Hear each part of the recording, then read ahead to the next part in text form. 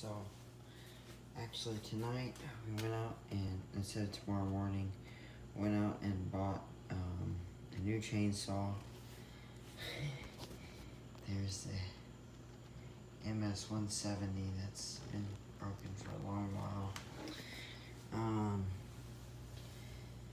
This is the CS-310.